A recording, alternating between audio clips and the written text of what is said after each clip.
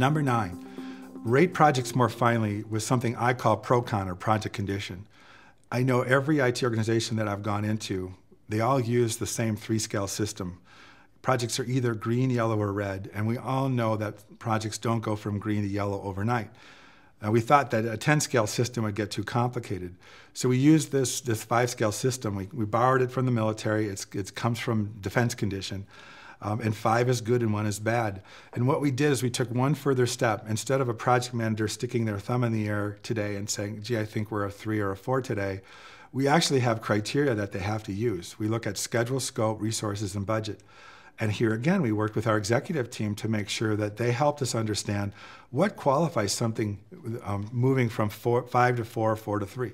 What are the business parameters around that?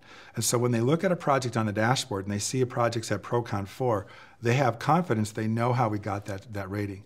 Or if they see it's a 3, they're going to say, hey, wait a minute, what's going on? How are we off schedule? Are we over budget? Are we going to miss a critical date?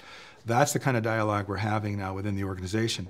And I've seen some companies adopt ProCon for non-IT projects. So that's a testament to the simplicity of it and the elegance of it.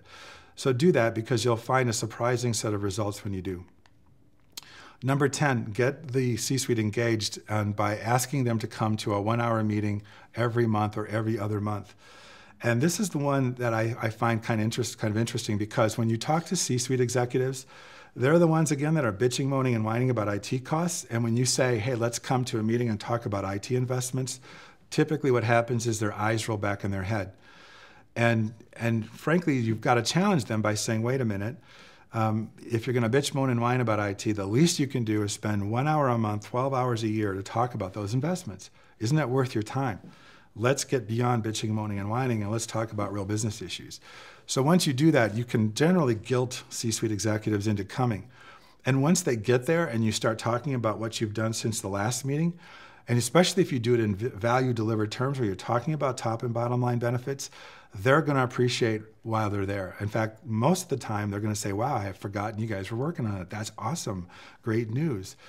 And once you do that celebration on value delivered, you can track the investments using your P&N site, which is what we do at Red Wing. You can go through the good, bad, and ugly of every project.